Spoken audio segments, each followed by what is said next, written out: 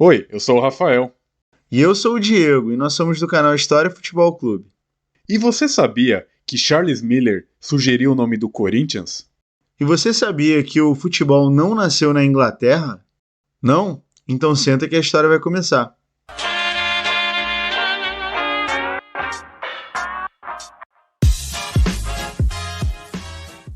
É difícil estabelecer o marco zero do futebol. Na verdade, o futebol como conhecemos nasceu na Inglaterra, mas este tem diversos primos distantes ao longo da história. Por volta do ano 3000 a.C., um exercício militar bizarro era praticado por soldados chineses. Após o final de uma batalha, os soldados chineses formavam dois times entre 8 e 18 jogadores de cada lado. O objetivo da partida era passar a bola, entre aspas, de pé em pé, sem que ela caísse no chão, e por fim, colocá-la entre duas estacas espetadas no chão. Mas você deve estar se perguntando, ou não, o que tem de tão bizarro nesse primo distante do nosso futebol? Bom, o detalhe sórdido desse jogo é que a bola na verdade era a cabeça de um soldado inimigo. Porém, diz a história que ao longo do tempo o crânio do soldado inimigo foi substituído por bolas de couro com cabelo. Esporte alto astral, né? O Japão também teve seu esporte de bola e era bola mesmo, nada de cabeça ou bola com cabelo. Na verdade, não era um esporte, já que não possuía caráter competitivo. O objetivo do Kemari, nome como era conhecida a atividade, era fazer com que a bola percorresse os pés dos 8 jogadores, sem que ela tocasse o chão até atravessar as estacas fincadas no solo.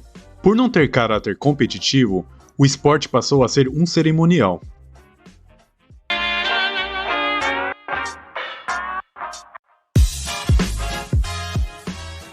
A origem do futebol das Américas se dá por volta de 900 a.C.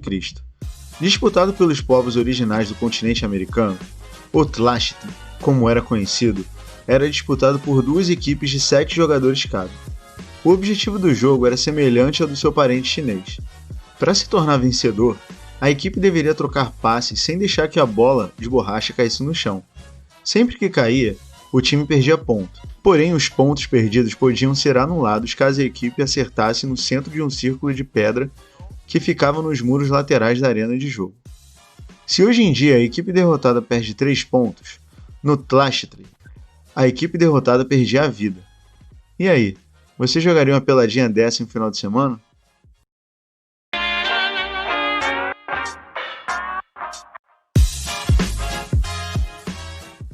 Por volta do ano 300 a 400 a.C., os gregos disputavam um jogo chamado Epskiros.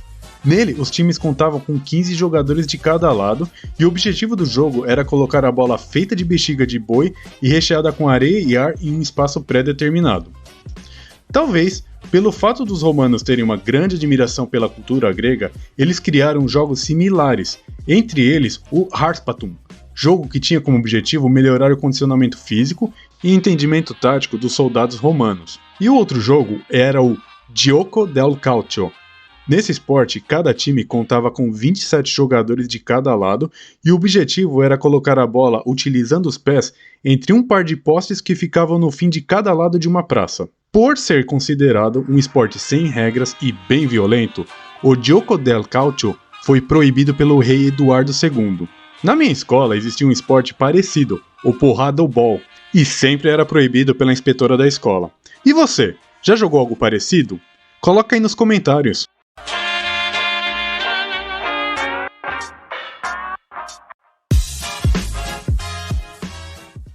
Jogo inglês ou jogos ingleses. No século XVIII e início do século XIX, diversos jogos chamados football eram praticados na Ilha Britânica.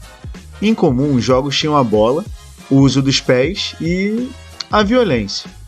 Fora isso, os jogos não seguiam qualquer padrão ou livro de regras.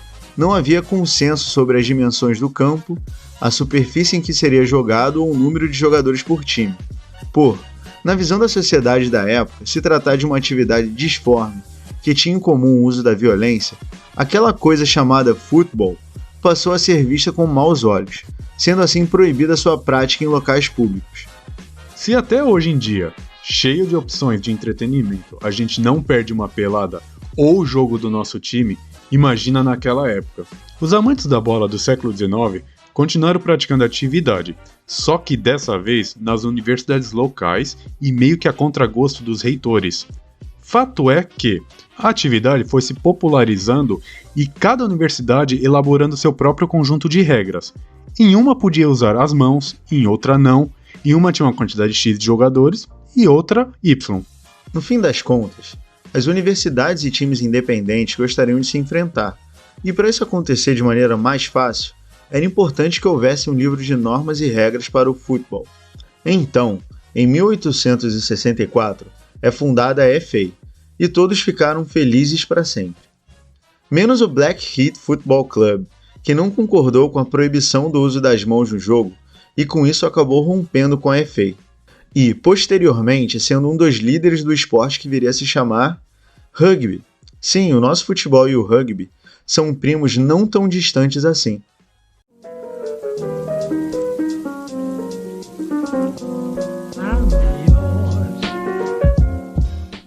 Em meados do século XIX até início do século XX, o Brasil tornou-se um destino de um grande número de imigrantes do Reino Unido, pois o país era reconhecido como um local de abundância de recursos e oportunidades. A maioria desses imigrantes concentraram-se em São Paulo, portanto, o escocês John Miller e a brasileira de descendência inglesa Carlotta Fox dariam ao Brasil, na data de 24 de novembro de 1874, na cidade de São Paulo, o personagem mais importante para a estreia do futebol no país, Charles William Miller. Aos 10 anos de idade, Charles Miller foi enviado à cidade de Southampton, no condado de Hampshire, ao sul da Ilha Britânica para estudar. Já na cidade inglesa, ele ingressou na escola Bannister Court School e foi lá que ele deu início à sua vida no esporte, iniciando-se na carreira de jogador de cricket e também sendo apresentado ao futebol, onde jogou por 34 partidas marcando 51 gols. Durante sua estadia na cidade, Charles Miller ganhou a reputação de ser talentoso e dedicado aos esportes. Embora ele tenha iniciado no cricket, foi no futebol que ele se desenvolveu e destacou-se, tornando-se jogador de futebol dos times Corinthians FC, clube pelo qual tem um forte laço histórico com o Corinthians Paulista, e também pelo St. Mary's, atualmente o Southampton. O Brasil estava perto de conhecer o esporte mais popular do mundo, então.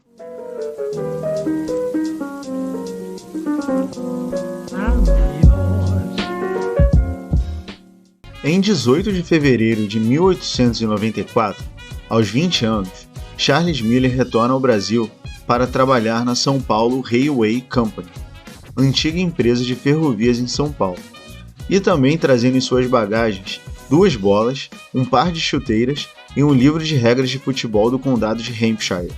Por um período, ele ensina e joga informalmente futebol com colegas do clube São Paulo Athletic Club. Porém, ele decide tornar esses jogos informais em uma competição séria. Então ele funda a Liga Paulista, primeira liga organizada de futebol do Brasil. Essa que também daria origem à atual Federação Paulista de Futebol. Charles Miller também vira peça-chave na criação da divisão profissional de futebol no clube. Portanto, na data de 14 de abril de 1895, na Várzea do Carmo, na cidade de São Paulo, é disputada a primeira partida de futebol já registrada no Brasil, com jogadores funcionários da Companhia de Gás, a São Paulo Gas Company, contra funcionários da São Paulo Railway, time de Charles Miller, que venceu por 4-2. E com esse jogo, ele escreve a história da primeira partida de futebol no Brasil. E também, com isso, a trajetória de jogador profissional de Charles Miller inicia-se.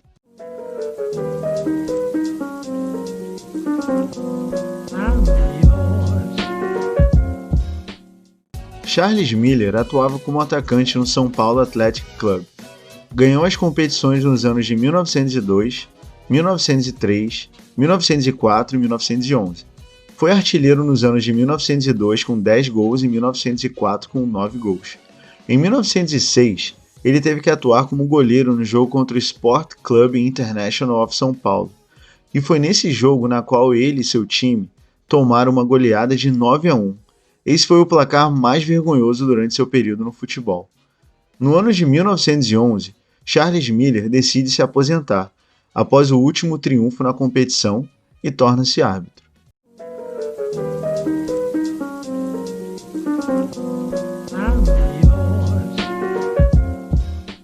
O time pelo qual Charles Miller atuou durante sua estadia na Inglaterra, o Corinthians FC, havia decidido fazer um tour pelo mundo para exibição de seu futebol.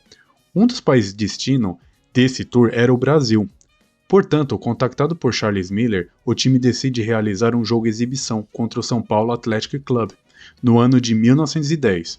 Esse jogo fez com que 5 funcionários da São Paulo Railway Company ficassem impressionados pelo Corinthians FC, e portanto, eles decidem fundar o seu próprio clube. Charles Miller então sugere aos fundadores que o novo clube passe a ter o nome Corinthians.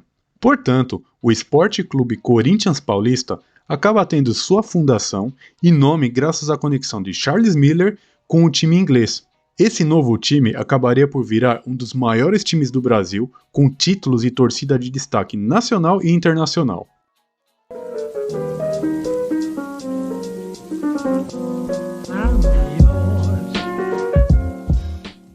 No ano de 1904, Charles Miller tornava-se vice-cônsul e correspondente da coroa britânica no país.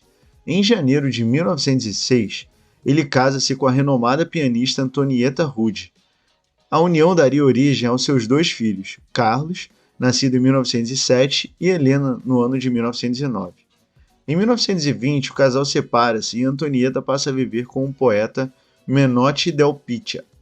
Charles Miller também introduziu o polo aquático no Brasil, porém o esporte não teve a mesma disseminação no país como o futebol. Em 1939, em uma de suas últimas visitas ao Reino Unido, ele quase morreu numa explosão de uma bomba de autoria do IRA, grupo de guerrilha irlandês. Sua filha parou para ver a vitrine de uma loja segundos antes da bomba explodir a estação de trem na qual ele se dirigia. Apesar de ter se aposentado do futebol, ele continuou jogando cricket e golfe. Charles Miller faleceu e foi enterrado na cidade de São Paulo na data de 30 de junho de 1953. Se você se emociona, ri e chora com futebol, agradeça a esse grande brasileiro de descendência britânica. Fica aqui a homenagem do canal História Futebol Clube a Charles Miller. Obrigado por assistir a esse vídeo e até a próxima!